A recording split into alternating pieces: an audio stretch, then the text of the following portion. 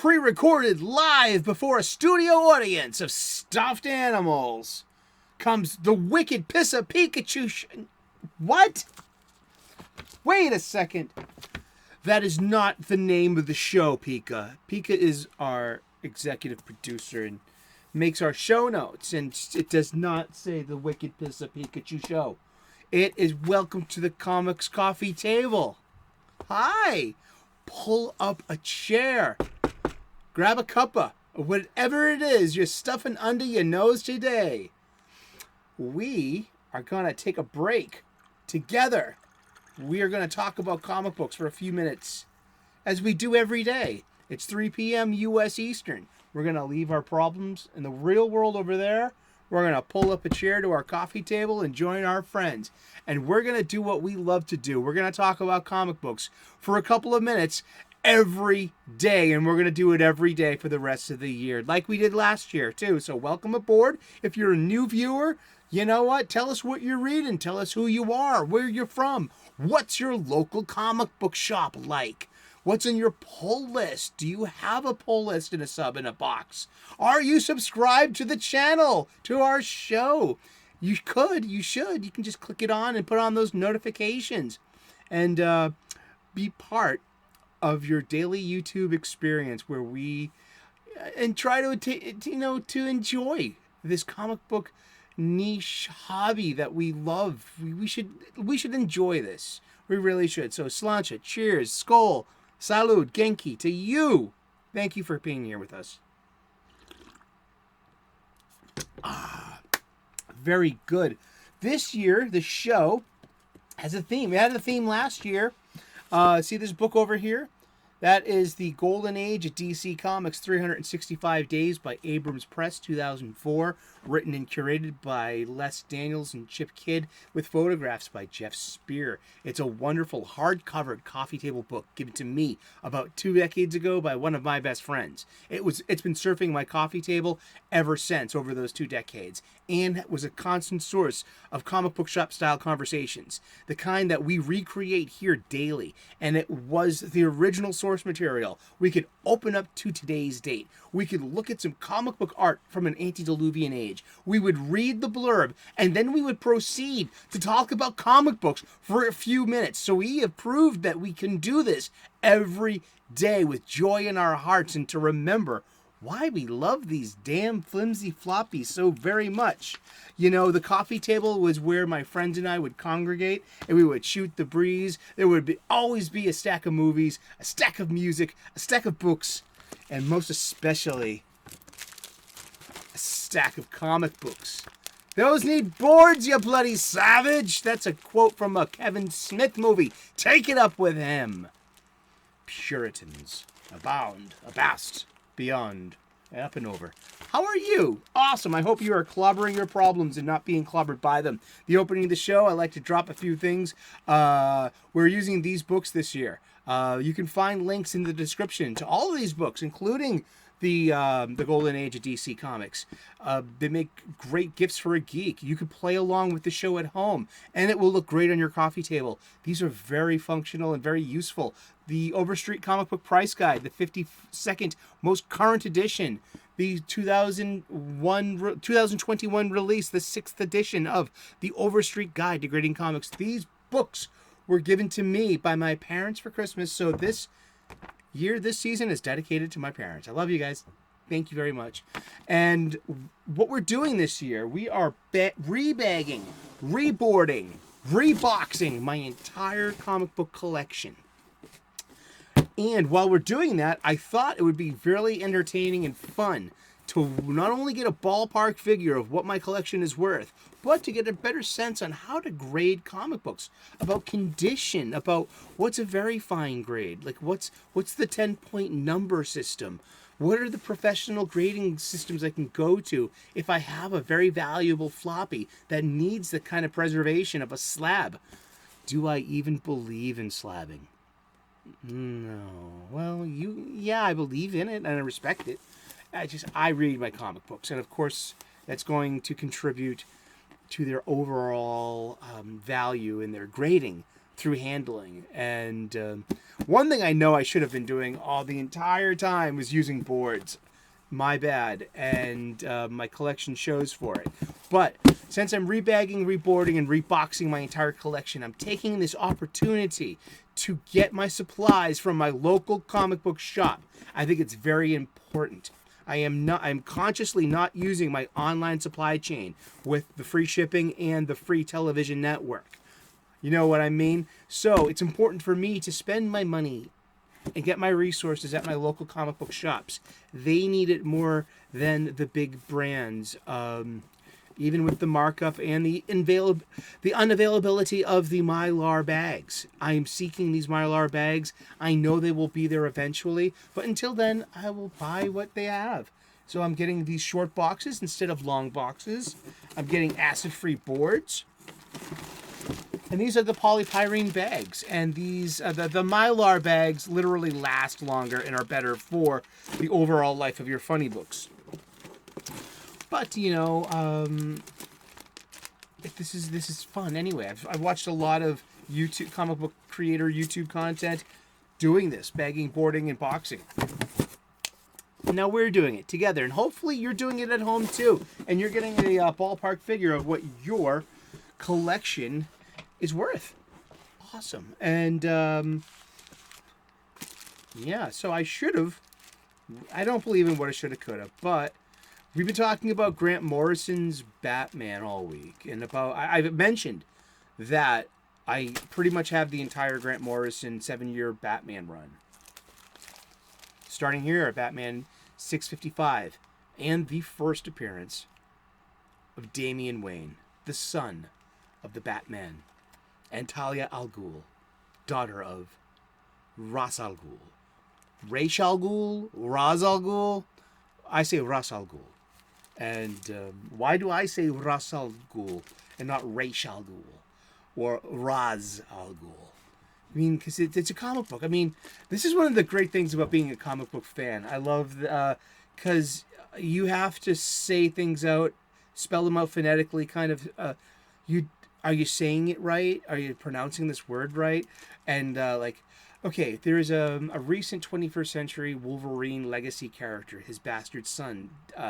Daken, D-A-K-E-N. It's a Japanese word that I believe that means mongrel. And so it's Logan's love child from a Japanese lady who he loved in Japan many years ago. And now Daken is a grown man and hates his father and is an anti-hero and often a villain. And he's actually a really good bad guy. You know, he's just like, he is Dark Wolverine of Norman Osborn's Dark Avengers. I thought that was really fun too. But back in the day, comic book creators are hit and miss these days on social media. And you know what? They must take an inordinate amount of BS from people. They probably get the worst things said to them over the most trivial, what other people consider trivial things. I mean, I'm not trying to, marginalize your feelings with your non-delusional parasocial relationships. I hate it when people do that to me too. So that's please. But comic book creators, are, this age of social media is a new thing. But this was several years ago. So I reached out to Marjorie Liu, the creator of Daken, and because I wanted to know, hey, how do you correctly say his name? Is it Daken? Is it Deacon? Because previously I haven't even seen, and just to answer the question, Marjorie Liu is so nice enough to respond to me, and she said, no, it's Daken, like D-A, small, lowercase D-A, dash, capital K-E-N, Daken. That's your pronunciation guide. And I just thought, oh, that was cool. Because for me, several years ago, before like Ra's al Ghul or Ra's al Ghul or Ra's al Ghul, came the New Mutant, the known as Wolfsbane, a young Scottish girl, Ms. Sinclair herself, and you spelled her name R-A-H-N-E, and now was it Rain? Was it Ronnie? Was it Rahane? How do you correctly pronounce Wolfbane's given first name? I don't know. I didn't see the movie. And just because it's said in the movie doesn't make it like the right pronunciation. Maybe if I ever meet Chris Claremont and like at a con, that's got to be a question I ask him. How do you pronounce? Is it Ronnie? Is it Rain? Like how do you say it? So when it comes to Ras Al Ghul or Ra's al Ghul or Raz Al Ghul, the demon's head. I'm a chef. We have a spice, a very famous spice called Ras Al Halnut. It means top of the shelf, the head of the shelf. Ras, Al Ghul. So that means the demon's head. So it's not Raish, it's not Raz, which is close. It's more like Ras. You like even anglicize it. If you ever meet a distinguished businessman named Ross Head, you might want to think twice about, ask him where he was in the Civil War. Was he fighting Jonah Hex? Which was an episode of Batman the Animated Series. Indeed. But yeah, here we have it. Lo and behold.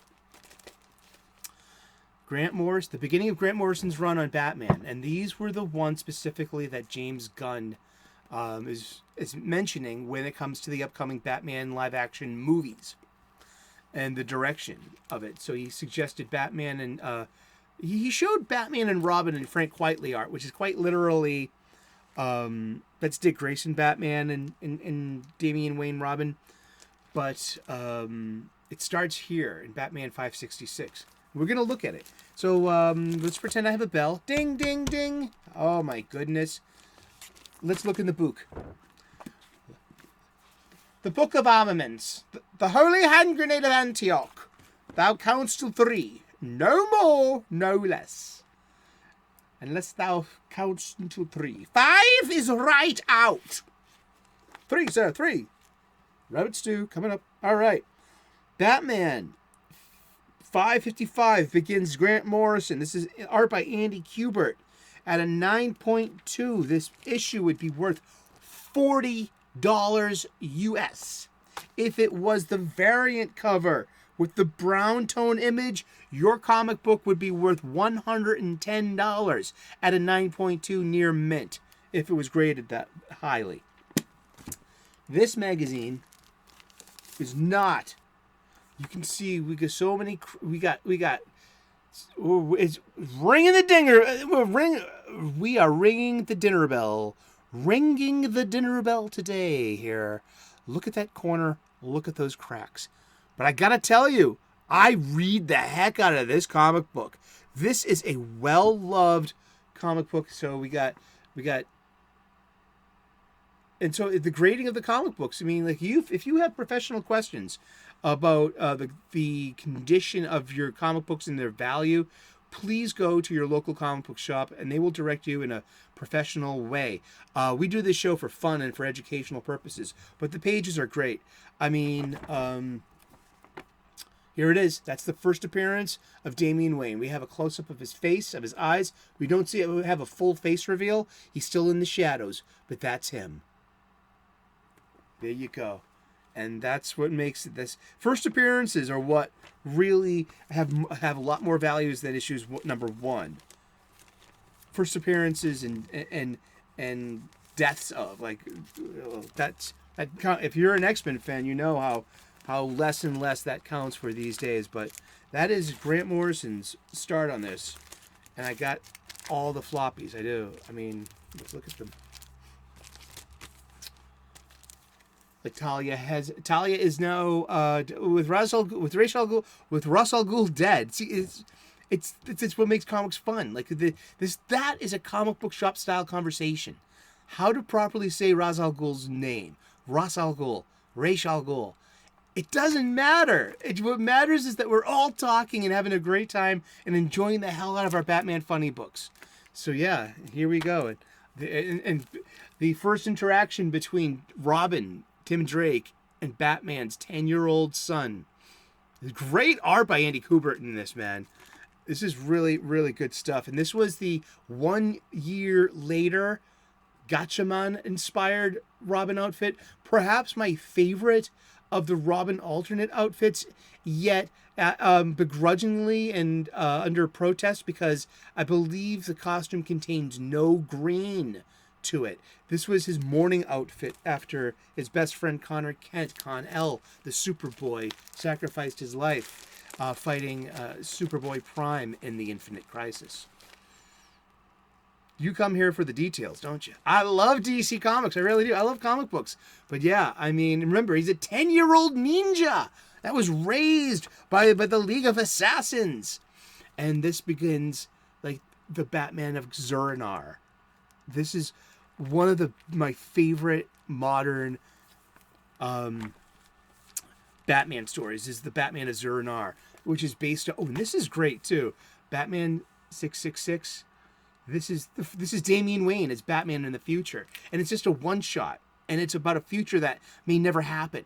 But now that it's written down, it may happen, and there's I think there's an action figure, and this starts the Batman of the League of the Batman against the Black Glove, which all of these story notes tie in eventually at the end into Batman and Robin, and furthermore especially into Batman Incorporated, when Talia al Ghul is revealed to be the big bad Leviathan. Yeah, I need a sip on something. I'm doing a lot of talking. And then the primary art switches over to Tony Daniel. What's Tony Daniel doing lately? Tell me if you know. Let me know in the comment section or in the live chat. And the resurrection of Ra's al Ghul's been dead for a while, canonically. Also, see this countdown? We are counting down to Final Crisis. We have left the Infinite Crisis, and now we're coming into another crisis. Sure. I mean, all these individual floppies. Oh, this is Batman getting this is gruesome torture scene, probably inspired by Eli Roth's Hostel movies, which I hate.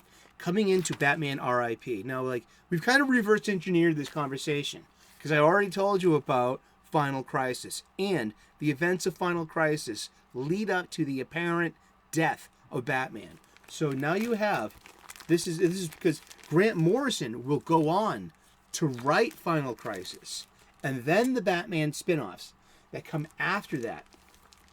But look at all these Alex Ross covers. I don't think they have it. I don't think they've gained their any value. Where did the book go? Oh, book. There you are. Let's look it up. That's what the book is here for. If you're a younger person, this is ancient internet. I mean, I'm not being sassy, but yeah, I mean, books. Looking things up. And this was issue 276. 276. $10. Hey, that's cool. All right, so this issue, if it's a 9.2, it's worth $10. That's cool, huh? But it's also well read too. So let's look. Oh, we got a bunch of crap. Break out the bell. The bells are ringing. We are dinging. Ding, ding, ding, ding, ding. Corners are nice. Which is just some simple spine crack. How much does that really take away from the value? I mean, I think I want to have some conversations with Doc and Yule Carter. I mean, I'm thinking about just firing up a live stream one day and being scheduling these guys and being like, hey, will you answer my questions? Can I just can you regale me with stories of comic book days gone by? But yeah, so that's Batman R.I.P. And Batman R.I.P. leads up until wraps up in Final Crisis, where he apparently gets killed by Darkseid, but it's a trick, it's a ruse, it's a clone. It was kind of klutzy in my opinion. I mean, I really disliked that kind of because it was a genetically perfect copy, so even Superman's X-ray vision wasn't fooled. It fooled Superman. It really did. So I can accept that. But it was because it was used later on in the Blackest Night tie-in. Blackest Night was the next big DC event comic. It was really, really, really good. We're going to get into Jeff Johns soon. I'm going to start pulling some Jeff Johns comics. And, but yeah, I've got, this is our stacks of funny books. We've got, and this literally, this has, let me say, a cover date of September of 2006. Batman 655. See that? And the last issue of Batman Incorporated, the Batman Incorporated special, is cover dated October of 2013. Now, I'm not good at math, but I can suss out that that's 7 years. 7 years on a title. So yeah, I've said it a couple of times. I have pretty much the entire Grant Morrison Batman run, 7-year run. I got a couple of bald spots here, the one here, but and in this long box as well. And it's up to me to find out if it's worthy of, filling in or not. Or, I hear that these comic books too are, sought after because of the whole James Gunn. They're gonna have the movie, versions of like Damian Wayne. So, first appearance of Damian Wayne. I mean, this is, if it's a buyer's market, maybe it's time to reclaim my personal space and sell some of these well-loved stories and that I love to read that I haven't really touched in years either. And, what's it really worth? Is now the time to cash out? Which is like, this is like I'm a mature person. I'm of a certain age. That's a legit question.